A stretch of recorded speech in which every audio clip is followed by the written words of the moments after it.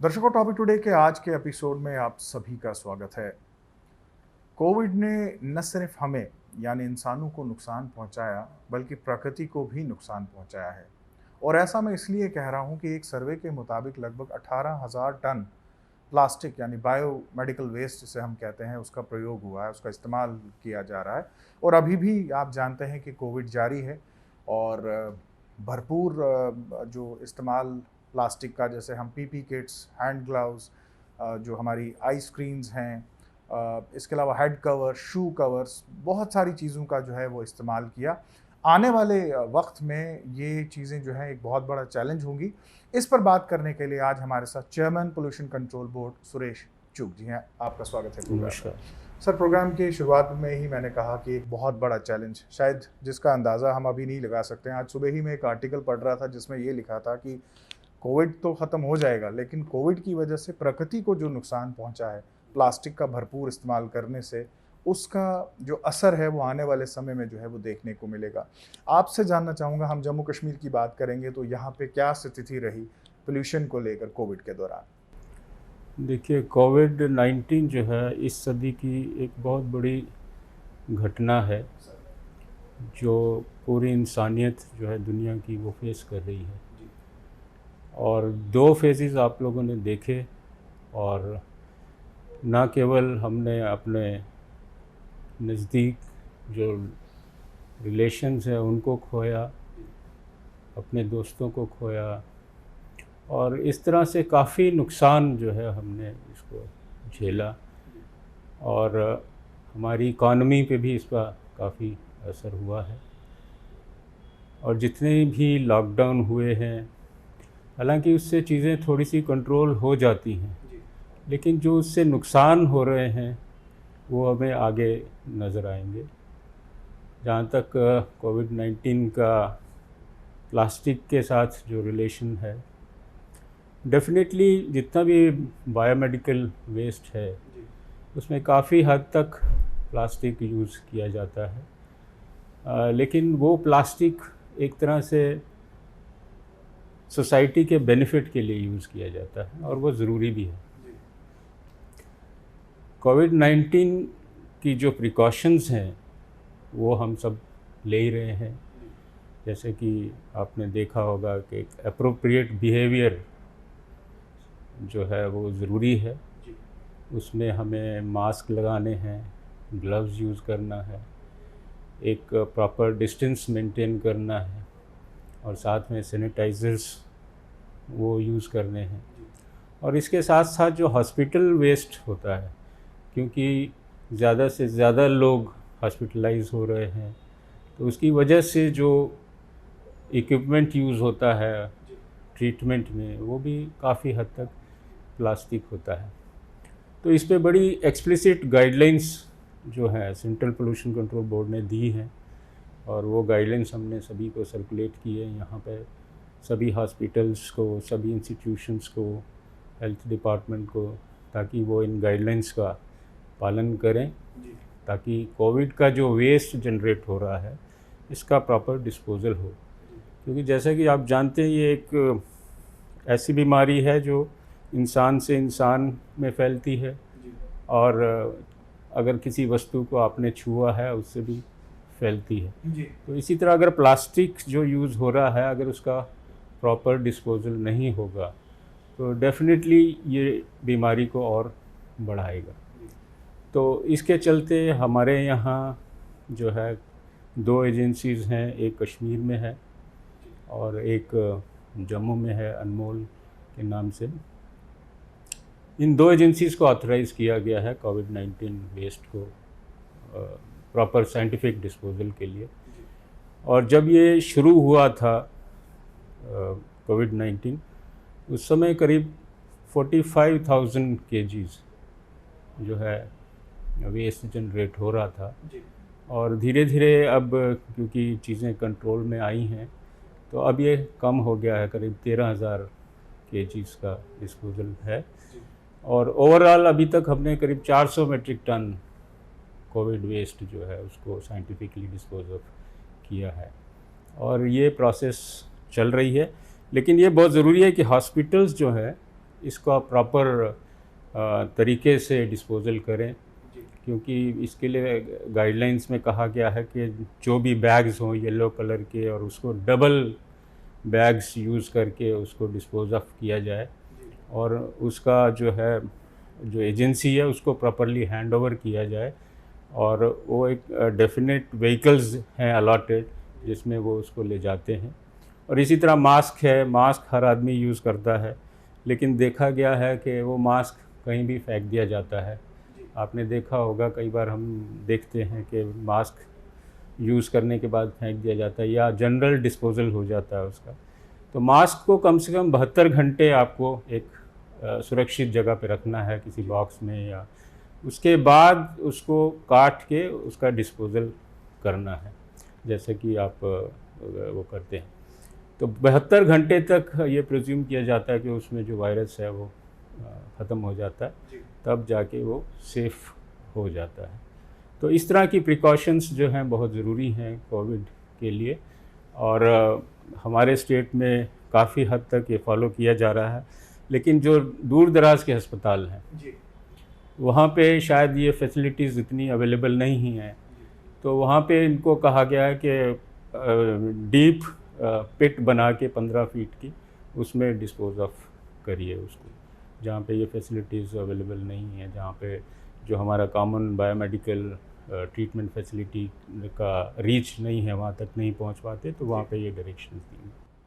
Chairman साहब, जो Covid के दौरान जो स्लोगन यूज़ हम कर रहे हैं उसमें रिड्यूस, रीयूज़ और सेग्रीगेट, तो जैसे कि आपने कहा कि यहाँ पे भी लगभग 45,000 के आसपास और अब लगभग 13,000 ये फिगर्स जो है वो पहुँच चुके हैं। क्या हमारी ये क्षमता थी कि हम इसका प्रॉपर साइंटिफिक डिस्पोजल करें, और ये जानना चाहूँगा कि हमने इसको किस तरह से डिस्पोज ऑफ किया? देखिए, डिस्पोजल के लिए जो है स्पेसिफिक एजेंसीज़ हैं जिनके पास सारे इक्विपमेंट अवेलेबल है, वो उसको कलेक्ट करवाते हैं और उसको ले जाके प्रॉपर इंसिनरेट करते हैं और उसको डिस्पोज ऑफ करते हैं। अलग अलग चीज़ों के लिए अलग प्रोसेसेस हैं।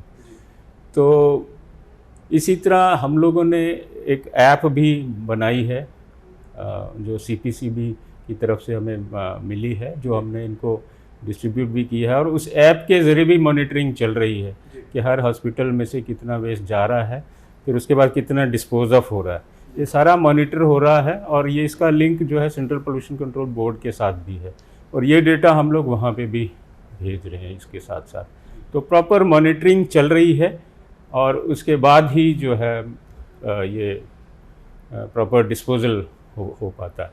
चेयरमैन साहब, आज तक हम प्लास्टिक को कोसते ही आए हैं, लेकिन अगर हम कोविड का दौर देखें तो प्लास्टिक ने बहुत हेल्प की है कोविड में।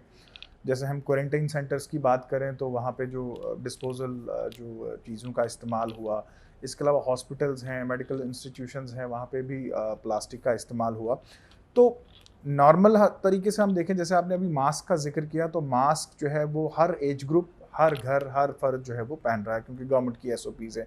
ऐसे में लोगों से आप क्या अपील करेंगे? क्योंकि हमने अक्सर देखा है कि लोग पुराना मास्क जो है वो बड़ी लापरवाही के साथ फेंक देते हैं और उसके बाद नया मास्क पहनते हैं, जो एक रूटीन बन चुकी है आज। तो मास्क या इसके अलावा जो भी डिस्पोजेबल्स का हम इस्तेमाल करते हैं, लोगों को क्या करना चाहिए ताकि उसका प्रॉपर जो है वो डिस्पोजल हो सके? देखिए, प्लास्टिक जो है एक तरह से डबल एज्ड वेपन है। इसका यूज़ भी हो सकता है, इसका मिसयूज़ भी हो सकता है। तो जहाँ तक मेडिकल इंडस्ट्री का सवाल है, तो मैं कहूँगा इसका प्रॉपर यूज़ है, और ये रीयूज़ भी होता है, और इसके साथ ही इसको आप रिसाइकिल भी करते हैं। तो इस तरह से इसका यूज़ है। और दूसरी तरफ ऐसा प्लास्टिक भी है जो आपकी हेल्थ के लिए ठीक नहीं है। जैसे यहाँ 50 माइक्रोन से नीचे का प्लास्टिक है जो आपके फूड आइटम्स में मिक्स हो जाता है, जिसकी वजह से कुछ हैवी एलिमेंट्स जो हैं आपकी बॉडी में जा सकते हैं और आपको डैमेज पहुँचा सकते हैं। तो हमारे स्टेट में 50 माइक्रोन से नीचे जो है वो कम्प्लीटली बैन है। यहाँ पे प्रोडक्शन कम्प्लीटली बंद है, और करीब 23 इंडस्ट्रीज़ ऐसी हमने बंद की हैं। कुछ इंपोर्ट होके आ रहा है जिसमें हम लोग कोशिश कर रहे हैं, और कुछ सीजर्स भी हुए, कुछ व्हीकल्स भी पकड़े गए हैं। तो हमारी ये कोशिश है कि जितना भी 50 माइक्रोन से नीचे प्लास्टिक कहीं बाहर से आ रहा है तो उसको प्लग किया जाए। और इस पे हमने करीब 17 एजेंसीज़ को डेलीगेट की हैं पावर्स कि वो लोग भी इसको सीज़ कर सकते हैं। जैसे म्यूनिसिपैलिटीज़ हैं, जेएमसी है, एसएमसी है, पुलिस डिपार्टमेंट है, एसएचओज़ हैं, या फॉरेस्ट डिपार्टमेंट के दूसरे विंग्स हैं, उन सभी को हमने पावर्स दी हैं ताकि वो इसको कंटेन कर सकें। तो इसलिए हमें ज़रूरत है कि ज़्यादा से ज़्यादा इन्फॉर्मेशन ये लोगों तक पहुँचे। और 50 माइक्रोन प्लास्टिक के लिए वो हमेशा उनको ना करना चाहिए। अगर 50 माइक्रोन के ऊपर है तो उस पर पोल्यूशन कंट्रोल बोर्ड के सर्टिफिकेट की एक स्टैंप लगी होती है हमेशा। तो अगर उस टाइप से है वो प्रयोग कर सकते हैं, क्योंकि वो रिसाइकिल हो जाता है। और उस पर जो प्रोड्यूसर की रिस्पॉन्सिबिलिटी भी है कि वो इसको कलेक्ट करवाए और इसको रीयूज़ करे। तो ये स्टेप्स हम लोग जो है।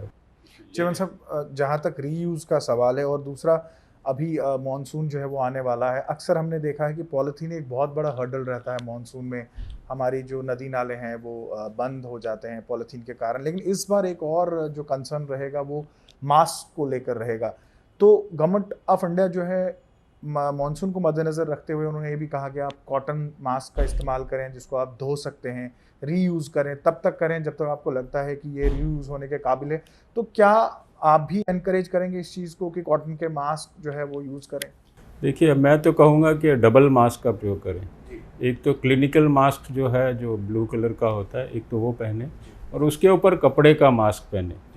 अगर ये डबल पहनेंगे तो उससे उनकी ज़्यादा सुरक्षा होगी, क्योंकि जितने भी ये कोविड-19 के वायरस हैं वो तेज़ी से बदल रहे हैं, अपना अपना रूप जो है वो बदल रहे हैं।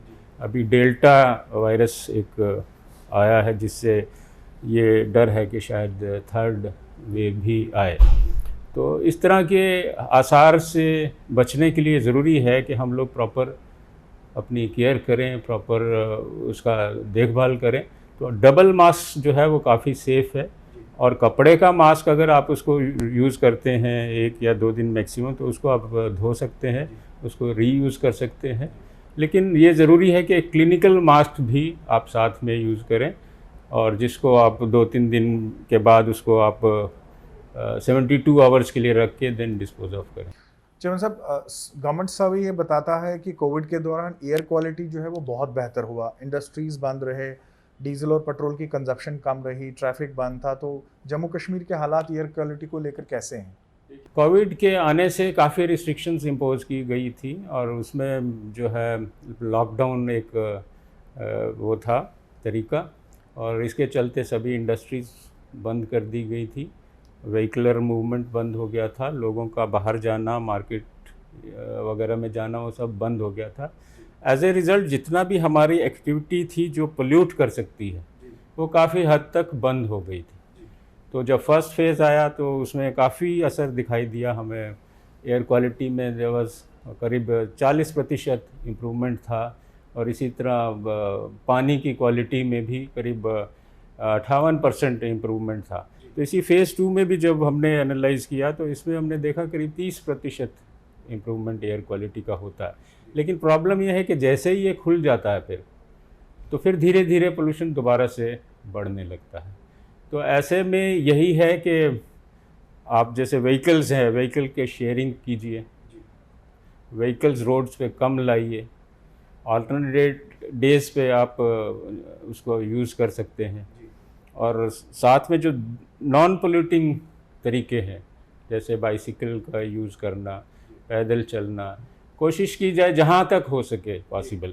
ये मैं नहीं कहूँगा हर जगह पॉसिबल होगा, लेकिन जहाँ तक हो सके उसका इस्तेमाल होना चाहिए, ताकि ये जो पोल्यूशन जिस चीज़ों से फैलता है, अगर हम उसको कंटेन करते हैं तो इससे काफ़ी मदद मिलती है।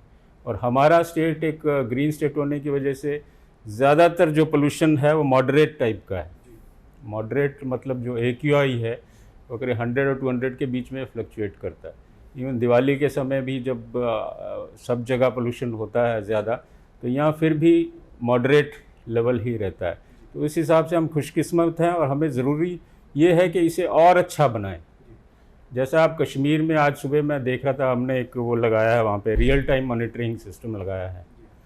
और उससे जो है आप रियल टाइम डेटा आपको मिल सकता है कि PM10 और PM2.5 या बाकी गैसेस उनका क्या स्टेटस है।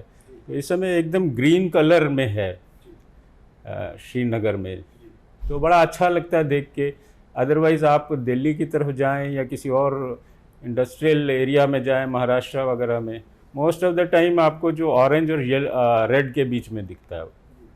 तो हमारा जो पोल्यूशन लेवल है वो मॉडरेट का है, और इसे और अच्छा बनाया जा सकता है प्लांटेशन करके, और वो सब एक्टिविटीज़ को रिड्यूस करके, जैसे वाटर पोल्यूशन है जो नालों से आपका पानी आ रहा है, या इंडस्ट्रियल वेस्ट है, उसको अगर आप प्रॉपर ट्रीटमेंट करके अगर आप उसमें रिवर्स में डालेंगे तो वो ज़्यादा बेहतर होगा। चेयरमैन साहब, आपने अभी प्लांटेशन का जिक्र किया। वेव 2 में अगर हम देखें तो सबसे बड़ी किल्लत जो रही वो रही ऑक्सीजन की, और हमने देखा कि लोग किस तरह से हैरान और परेशान थे ऑक्सीजन को लेकर। और ऐसे में अगर हम ज़्यादा से ज़्यादा प्लांटेशन करें, ग्रीनरी रखें, तो यकीनन जो ऑक्सीजन लेवल है हमारे इर्द गिर्द वो बहुत अच्छा रहेगा, उसकी क्वालिटी अच्छी रहेगी। तो क्या कहेंगे आप, कितना ज़रूरी है प्लांटेशन का होना और कितनी सीख लेनी हमें चाहिए ये जो वेव 2 में अभी हुआ? बिल्कुल सही कहा आपने कि ऑक्सीजन जो है बहुत ही इम्पॉर्टेंट है, और सिर्फ एक ही ज़रिया है जो जिसके थ्रू हमें ऑक्सीजन मिलती है, वो हमारे प्लांट्स हैं। तो हम लोगों की कोशिश हमेशा से यही रहनी चाहिए कि आप ज़्यादा से ज़्यादा प्लांट लाएं, ताकि ऑक्सीजन लेवल जो है एटमॉस्फेयर में वो अच्छा रहे, और आपकी जो जब आप रेगुलर अच्छी ऑक्सीजन लेते हैं तो आपकी जो इम्यूनिटी है वो नेचुरल तरीके से बढ़ जाती है। तो उस केस में अगर आपकी इम्यूनिटी स्ट्रांग है तो ये आपका वायरस का अटैक जो है उस सीरियसनेस से नहीं होता है, और अगर आपकी इम्यूनिटी कमज़ोर है तभी जाके वो आपको अटैक करता है। तो ये अच्छा है कि हम लोग इसको ज़्यादा से ज़्यादा पौधे जो है लगाएं, और उनसे जो ऑक्सीजन जो हमें प्राप्त होती है वो हमारे बॉडी के लिए बहुत ही ज़रूरी है। तो ये एक बड़ा अच्छा हमें सबक सीखना चाहिए इस बीमारी से, कि हमें अपनी इम्यूनिटी बढ़ानी है, ऑक्सीजन लेवल बढ़ाना है। तो चेयरमैन साहब, ये भी जानना चाहूँगा कि जैसे अभी कोविड ख़त्म होगा, या हम जम्मू कश्मीर का यूटी बनने के बाद देखें तो एनजीटी के जो रूल्स हैं ग्रीन प्रोजेक्ट्स को लेकर, यहाँ पे देखें तो काफ़ी सख्ती की गई है। ख़ासकर जो इंडस्ट्रियल यूनिट्स हैं वहाँ पे ईटीपी प्लांट्स का वर्किंग में होना, कंपलसरी होना, क्या इन चीज़ों की तरफ फोकस किया गया है? हाँ, डेफिनेटली एनजीटी की तरफ से हमेशा से ये डायरेक्शंस आई हैं कि जितना भी इंडस्ट्रीज़ हैं उनका पोल्यूशन लेवल कम हो, और जो भी पोल्यूशन कंट्रोल डिवाइसेस हैं वो उसका प्रयोग किया जाए इंडस्ट्री का, और रियल टाइम मॉनिटरिंग भी जो पोल्यूटिंग इंडस्ट्री है उसकी की जाए यहाँ पर। तो एनजीटी ने एक और बहुत अच्छी चीज़ शुरू की है, वो है एनवायरनमेंट कंपनसेशन, जो कि पहले नहीं था। इसमें यह है कि अगर कोई इंडस्ट्री कोई भी नॉर्म जो है पोल्यूशन नॉर्म फ्लाउट करता है तो उसके अगेंस्ट एक्शन लिया जा सकता है, उस पर जो है पेनल्टी इम्पोज की जा सकती है। अभी आपने पढ़ा होगा नेशनल हाईवे के बारे में, उधमपुर रामबन में काफ़ी जो है उन्होंने वहाँ पे इकोलॉजी को डैमेज किया था, तो उस पर पेनल्टी इम्पोज की गई थी। इसी तरह डिफरेंट म्यूनिसिपैलिटीज़ हैं जो सॉलिड वेस्ट है वो प्रॉपर तरीके से उसका डिस्पोजल ना करके इसको कहीं पे भी फेंक देते हैं। तो इस तरह के जितने भी म्यूनिसिपैलिटीज़ हैं उनके खिलाफ भी एक्शन लिया गया है। और जो हमारे होटल्स हैं, होटल्स के लिए ज़रूरी है कि अगर आपका 20 कमरे से ज़्यादा है तो आपको एसटीपी लगाना है, तो इट इज़ ए मस्ट। अगर कम है तो जो बाकी दूसरे तरीके हैं, लेकिन अगर 20 से ज़्यादा है तो आपको एसटीपी लगाना है। तो ऐसे कई होटल्स हैं, हालांकि होटल इंडस्ट्री काफ़ी उस पर लो चल रही है इस समय कोविड की वजह से, तो हमने थोड़ा सा लीनियंट व्यू भी लिया है वहाँ पर। लेकिन ये ज़रूरी है कि वो कमिटमेंट दें हमें कि हम लोग एसटीपी लगा रहे हैं और वो उसको लगवाएं। तो उससे जो है जो पेनल्टी है, जो एनवायरनमेंट कंपनसेशन है, उससे वो लोग बच सकते हैं। तो कई होटल्स पे हमने ये एनवायरनमेंट कंपनसेशन भी लगाया है। तो इससे काफ़ी जो है कंप्लायंस में बढ़ोतरी हुई है। जो हमारे नॉर्म्स हैं लोगों ने थोड़ा सा फॉलो करना शुरू किया है।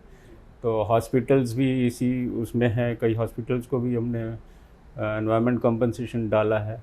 तो अब चीज़ें थोड़ी सी इम्प्रूव हो रही हैं टुवर्ड्स कंप्लाइंस। चेयरमैन साहब, बिल्कुल आखिर में as a chairman pollution control board क्या मैसेज देना चाहेंगे जनरल पब्लिक को कि वो हर किस्म के पोल्यूशन का ख्याल रखें और ख़ासकर कोविड का जो बायोमेडिकल वेस्ट निकलता है उसका किस तरह से डिस्पोजल कर सकते हैं? देखिए, हमारा जीवन 3 चीज़ों से बना है एक तरह से, हालांकि 7 चीज़ें गिनी जाती हैं। Air, water, soil, ether, fire, ये सब हमारे वेदों में लिखा गया है। तो इन सभी चीज़ों का हमारे जीवन में बड़ा महत्व है। हमारा राइट है कि हमें साफ़ हवा मिले, साफ़ पानी मिले और साफ़ जगह मिले, पृथ्वी मिले जिसमें कंटेमिनेशन ना हो, जिसमें कोई टॉक्सिन्स ना हो। लेकिन हो क्या रहा है कि हमारी एक्टिविटीज़ इस तरह की हो गई हैं या हमारा लाइफस्टाइल ऐसा हो गया है कि हम ज़ीरो पोल्यूशन की तो बात सोच ही नहीं सकते। हम सिर्फ कह सकते हैं कि आप मिनिमम पोल्यूशन रखें, जो आपका कार्बन फुटप्रिंट है उसको कम से कम रखें। आप क्या जो उपभोक्ता जो है वो आपका पानी प्रयोग कर रहे हैं, बिजली प्रयोग कर रहे हैं और उस पर कोई कंट्रोल नहीं रखते हैं। बिजली है तो कमरों में चलती रहती है और बंद नहीं करते, जब बाहर कमरे से भी इंसान जाता है तो उसको बंद नहीं करता। इसी तरह पानी का है वो काफ़ी वेस्ट होता है। तो इन चीज़ों का अगर ध्यान रखें हम लोग तो उसमें काफ़ी मदद हो सकती है और ये पोल्यूशन लेवल्स जो हैं ये कम हो सकते हैं।